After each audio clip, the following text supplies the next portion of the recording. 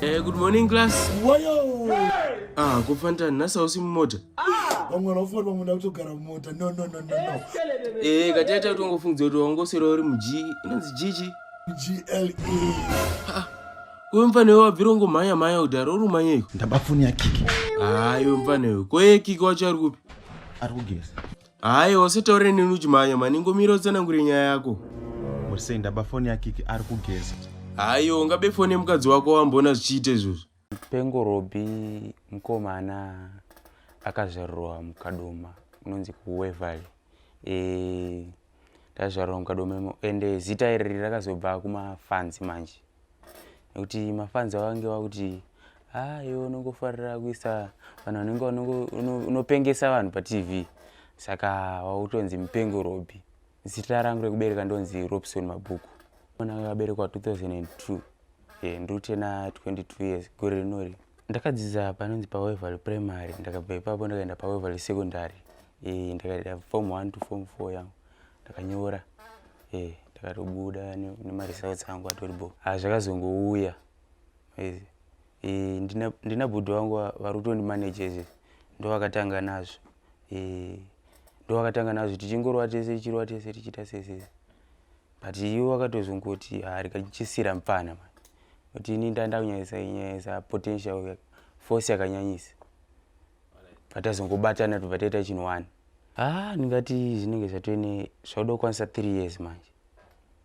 Tiri mabasa edu aya. Chakanyanya kundiinspire ndimukoma wangu iwa. Hapana zvimwe. Ndimukoma wangu noti ndo vaitonyanya kutarisa kune vafana vakawanda vaita tumaskidza ini ndanzingatomboteereri, but ndakazongoona kuti zvinhu zviri kutobuda zvinotobuda takaisa power zvobuda chotoita chinhu chihombe. Patatondo chinhu chatoita chihombe. Kugadzira skit hachisi tombori chinhu chinonetsa. Kuziisa kuti nhasi hatisi kukwanisa kuenderera mberi nekudzidza. Zvanaka manje. Ini ndaunoroora saka ndiwo vanhu vanozara kudhomoka muno. Democracy. Ndanyanyifambira ndeyekuti kana pane ane mari yauri donipo ngandipo chiro yaanayo. Inini handikupei kana sendi kana 1. Aiwa ndabasa nemari yako mani nditokumbira vamwe. Dai matsvaga imwe plani. Anyarara manu. Semaskits angu aya kugadzira maskit hachisi chinhu chinonetsa. But chinonetsa manje pfungwa unotomboremera musoro nekuti pane tumwe tumaclips tunenge tusingaenderani nechinhu chauri kufanira kuita vanhu vanenge vachidhimanda kuti totoda skiti remunhu iyeyo. Hapana kumboti tonyora kana kudii. Chinhu chechi chinongogariro chotanga kubatanidzwa chete tisati tatanga. Patozongoita tobva tatanga kuti wakata clip apo wobva waisa apo, wakata clip apo woisa rako pakati. Chisi chinhu chinonyorwa script kana kuti skit rakanyanya ndisimudzira inini ka. Ndingati rainzi raCID Mamina. Mukomana andogara maraini kwedu. Saka akaita kavidhio akapfeka bhibhi remapurisa. Ndoti rakanyanya ndisimudzira. Akapfeka bhibhi remapurisa kudaro.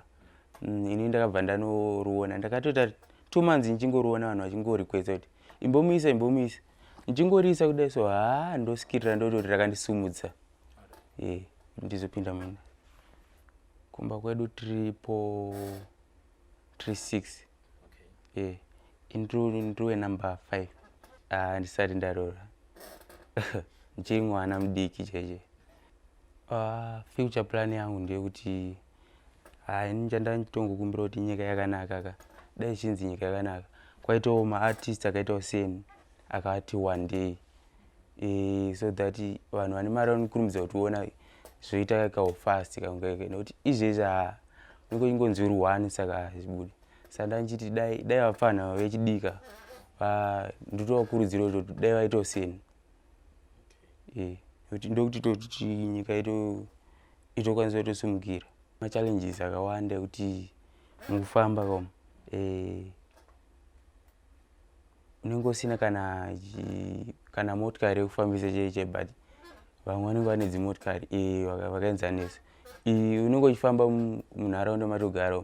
Saka unotozoita kakushorewa nevanhu. Saka zvaari kuita mufana haisi kubuda richichi, but nguva inenge isati yasvika manje.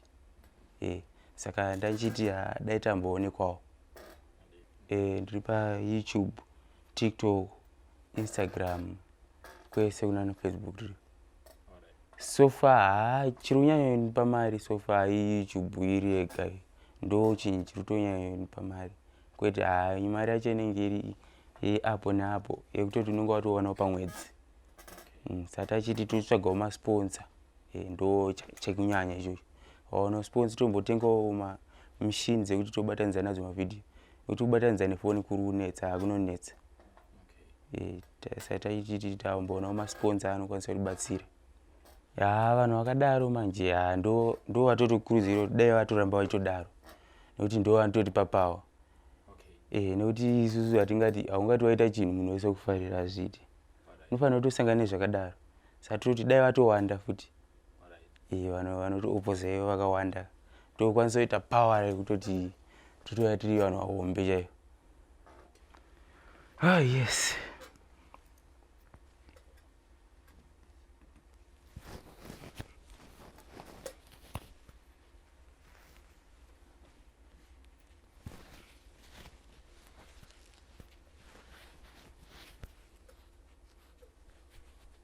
Hey, good morning class. Kweyo chichi chiri kuitika apo? Sengoma iyo maniyo, chiko. Uneshavere? Kweyo sele ngile wagarire kwe papo. Wanga wapedza kunyorera. Ndo zvati echiita zvimwe zvacho. Wabwizi ndo kuti chiko. Wagwari. Ndese vhene yako wakaitira kuti kweyo wakutoya nechindururani panapa. Ndaidzidza panonzi pamusani. Saka wazosarudza kuya panapa nenhau yenyu. Ndakarora. Wakaroora? Ndane mhuri. Ungatoite mhuri nezvauri mupanewo. Ndakangodawo kuedza kukura. Saka mhuri yako yakamira sei? Vana vangu 2 namai mufana. Haiwa isi vangu patakaroora tombodada zvauri kuita izvi. Pamwe pacho unoona kuti waroora mukadzi wako asi nhumbu yainayo haisi yako. Toziva sekuti pamwe mimba yainayo haisi yako. No, handina mukadzi akaita mimba isiri yangu. Wakazonzoti haisi yako mani? I think kurwadziswa kusvika pekupedzisira. Komadungu wakamanzwa sei maearphones andakupa oraimo nezuva? First I heard a sound like an earthquake in heaven. Anorira zvisingaiti but chaji andazotenga manje aisi oraimo yatotsemuka nhasa. Asi maipinza muchida. Wakatenga zvinhu zvisiri zvekuoraimo zvinenge zvisina kusimba. Kupanga naye wachi yandakakupa yakasimba zvekuita sei? Zvekuti karumwa nesvosve rinoshipa. Ndakuti ndamutemo kuti apase ndoyachawina zvinhu zvekuoraimo. Hamsadero mudzakosa moyo wangu mhani kudera. Hai. Kosaile mukilo wangonyarara nhasi hanzi. Pambacho mbuzi inenge yadya mufenje. Tikutaura nezveoraimo munomutati oraimo yaita sei? Yapa next level. Zvapedza pandai kutuma unotenga zvinhu zvinosimba daro waitazomutenga kuoraimo here? Ndaitadza kuiwana. Waitadza kuiwana kupiko nayo oraimo hakuna kwaisiri. Ndiri mukomana wekuroots. Zvekuti uri wekumusha zvebasa reizvozvo. Kuvanhu vacho kwava inotenga uri waziva. Ndinazombobvira ndakaonana navo zvachose. Hautinyanya. Kwewe madungu wakanyorora nani womweki? Ndaisa zvinhu zvisiso, then my mom helped me. Nhasi handisida zvekunetsana newe ingobuda panze zvako. Jesu akarohwa muchechi, noti kunze handitika muchechi. Munhu kana ane dream yake ka.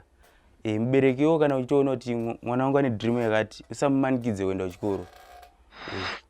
Kana muchiona kuti mwana wangu ari kutoita zvebhora izvi. Chikoro munokwanisa kumudzidzisa zvishoma zvenyu but simbirai kune zviri kudiwa nemwana. Vakawanda vacho vanotouya vachiti hausi kufamba nemota chichi but toita kuti ungaudza kuti nguva yangu inosvika.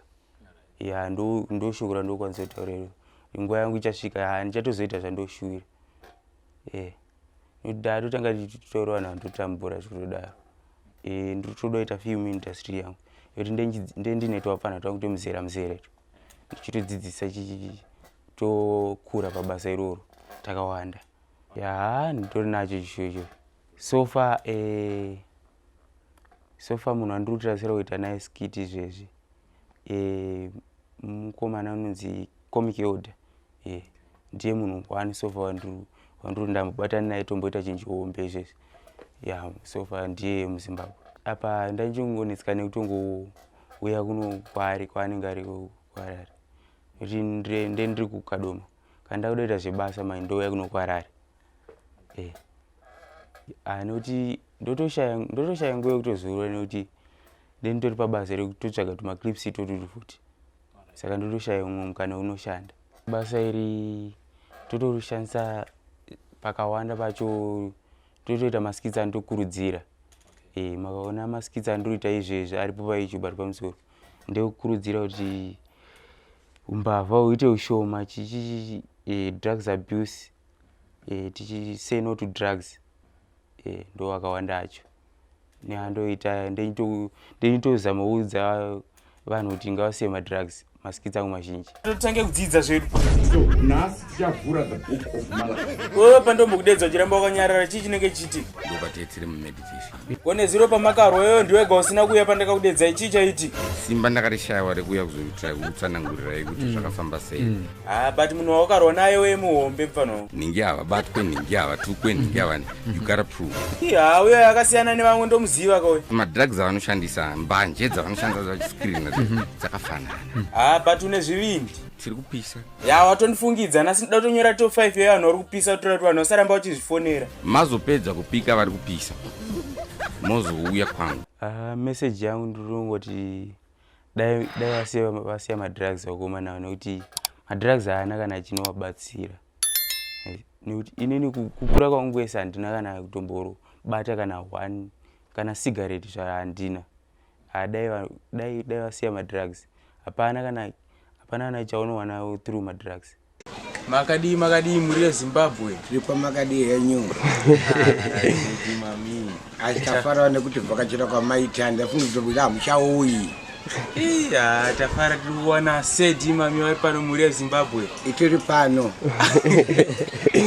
sadi mamina sadi mamina wati uri chii sadi mami sedi mami ndokuti chiko wakakana sadi mamina chinoramba chindipusha manjeka ndo maviewers angu aya vandiramba vachindipusha vachikomenta vachisa malikes vachishare mavideos ndo zvinozoita kuti tiite power manje kazhinji kacho.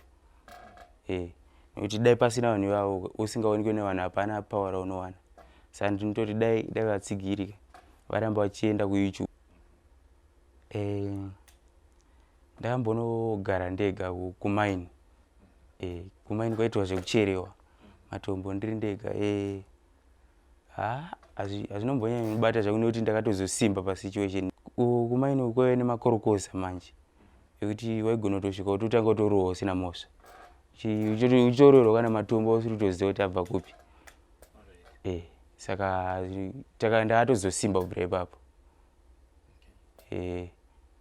Ndasimba kubva pandaiti ndichibatirwa ndichididididi ndo zvakazotisimbisa. Ndine 1 girlfriend. Girlfriend ndakaita last year pakati pegore ndopatatotanga kutodana nemusikana. Totofunga kutozororana pamberi apo nana next year zita ritaurwa handisanda kuda kuti azikanwa ndinozomutorerwa.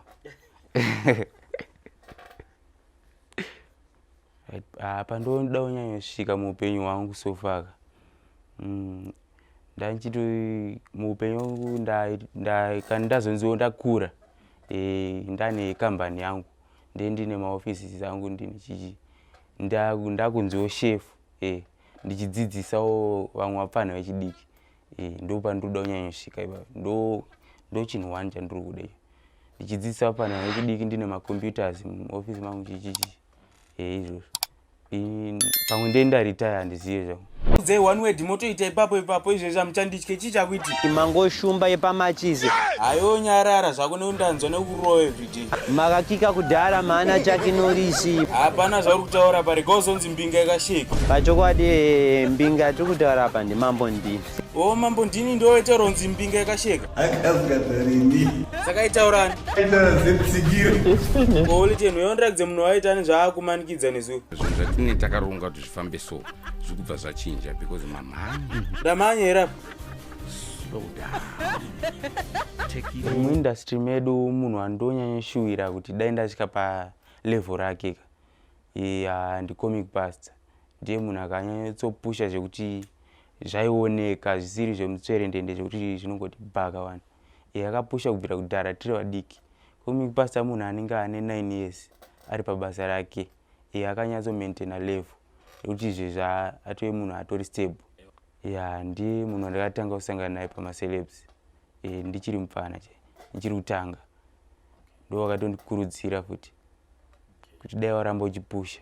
Chikafu chandofarira kudya sadza nechicken staple food yedu iyo ndo yandongofarira. Kurunzi ndafunga zvekuda kuzorora chaiko kwandingatoti ndoshura kuenda ku Victoria Falls nekuti ndokunowanikwa zvinhu zvisingawanike. Noti Victoria Falls ndoona kuti kune mhuka, kune chichi nemapopoma aya. Zvimwe zvese nemapuwa anenge ariko, saka ndokwandoshuvira kusvika. Dai maramba muchipusha maworks. Zvamaingoita izvezvo zvongolaika, kukomenta, mosubscribe YouTube channel ndokunotiraramisa. Munosubscribe ku YouTube channel kwangu kwakanzi Mupengo Roby. Kana kune vanenge vachida kuona ndokaona namamwe mavideo manyowani anenge ariko. Ndo chikudziro yandokwanisa kuvapo mafans. Vanondibata pa 0785 710 689 0785 710 689 ndopavanokwanisa kutifonera. Mashoko angu ekupedzisira ndeyekuti ngatisatye vanhu pasocial media. Kana uchida kuita maskits usatye munhu. Kana watozvipira. Hapana kuti maskits ndaida kuita but ndonyara ayewa. Iwe unofanira kungoita pane point yako ndipo unofanira kungotarget. Hatifanira kutya kuti macomments anozoti zvakati kana kuti zvakati.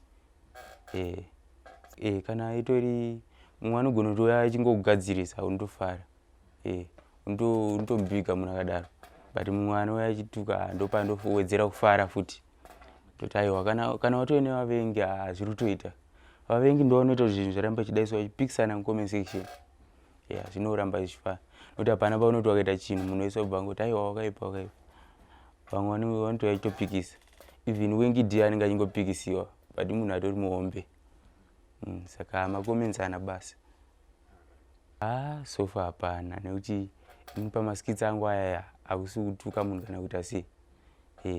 Nekuti ndotora joke ndobva ndangori inenge riri something like a joke ndobva ndangoritora roita rangu inini. Saka hapana umbonzi kuvhiringidzwa kana kuita sei. Good morning class. Pangana uri kubatika pachikoro nhasi. Tiudze kuti wairovhere. Rurimi rwakasvuuka. Ndo zvinoita kuti munhu arovhe chikoro izvozvo. Handinongotaura naheadmaster kuofisi. Wakaramba unzwisisa. Saka ruseke ipapo ruona kunga ndiri ruseke here. Aiwa tombotiruta mafanizo ora tombotudza 1 minus 2. 1 minus 2. It can't. Muno makazara ma12 man. Inyanya inini? Unotozivira zvako. Gara wabuda muno man tisise ma12. Mutsvene wacho ndiani? Gara wafamba yo. Afane mimi mune chinhu wanja musizozwisisa. Kana tiri kuno kuchikoro ndini baba wenyu handiti ka. Inini ndonzi Isaac Mabuku. He is my younger brother. Ndi anotera inini. Yes. Toshandidzana ndiri manager wake samukomo wake futi. Roby munhu ari fani. Ndo zvandingataura. Munhu ari fani zvekuti munogona kuti muchitoshuta kana kuti video mototanga kuseka musati maita video racho. Ari fani zvekuti haana problem. Tozama kutsvaga malinks kuti tizikanwe kwese. Malinks tenchitsvaga tichitaurawo nevamwewo tichinzwa kuti vanoita sei. Like kukadoma pane inonzi Odess.